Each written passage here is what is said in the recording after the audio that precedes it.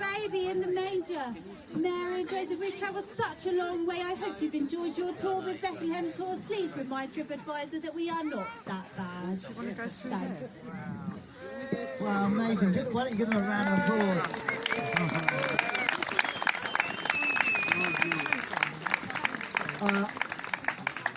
This has been lots of fun, and I'm just going to speak to you for 3 minutes before we go for hot dogs. And you need to know, Annie and Carol here, who's looking after Annie, just as the Kings were finishing there, Annie's phone rang, and she said, no, was it Annie's phone or Carol's phone? It was Carol's phone, it wasn't Annie the donkey's phone. Carol answered the phone, she said, can I give you a call back? Annie and I are just in a Christmas play at the moment. I've never been in an activity where the donkeys had a phone call partway through.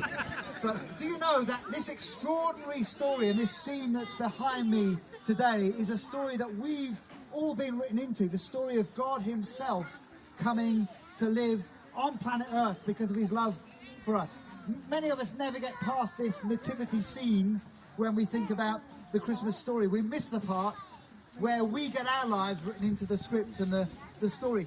I'm here to tell you today, just briefly, it starts with Christmas, but it doesn't have to end here. Christmas can raise loads of questions.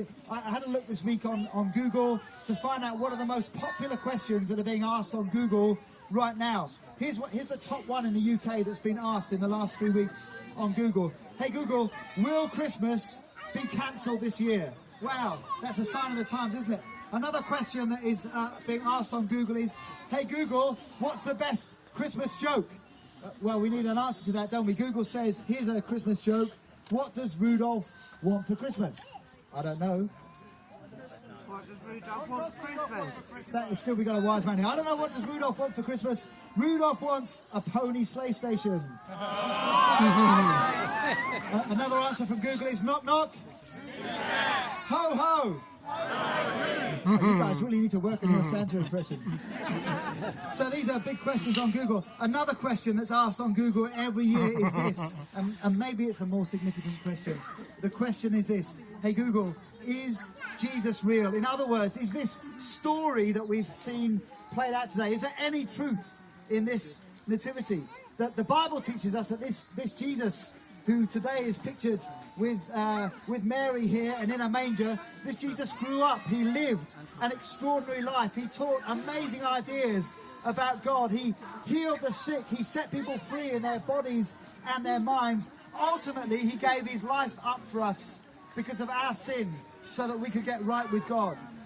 I think none of us have expected the last couple of years to turn out the way that they have. None of us thought that this Christmas we'd be facing maybe more uncertainty again.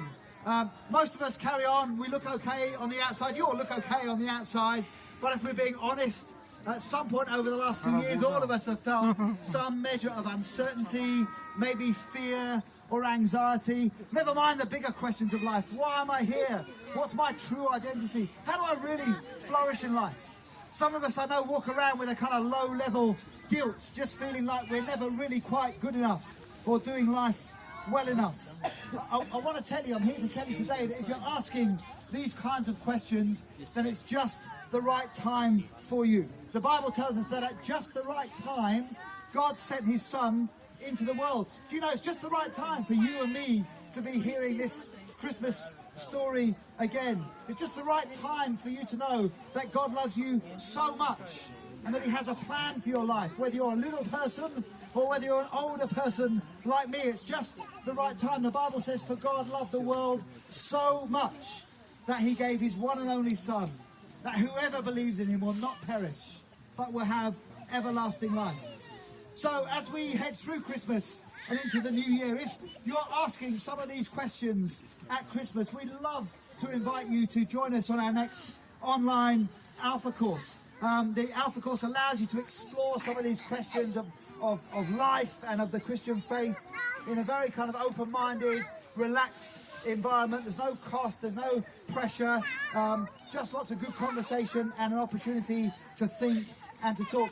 Last year we ran a whole load of online Alpha courses, and a whole bunch of people just like you came along and found it to be so helpful. As you head over for your hot dogs and your mulled wine in a moment, each one of you who've come today will get an invite to our Zoom Alpha course, which starts in just over a month's time. We would love you to come with your big questions of life. And if you have a good time, you're allowed to come back and keep coming back. Here we are. Let me finish with a Christmas pun for you. But remember, when you come on the Alpha course, there's no pressure. The baubles are entirely in your court. There we go. So listen, thanks again for joining us today. We're going to sing Away in a Manger with the lovely Anna in front of this scene, and then we'll have maybe I'll just play a short prayer for us all, and then we'll have a final round of applause for our amazing cast and backstage crew and chefs and everything else. Where's Anna? Let's key in Away in a Manger.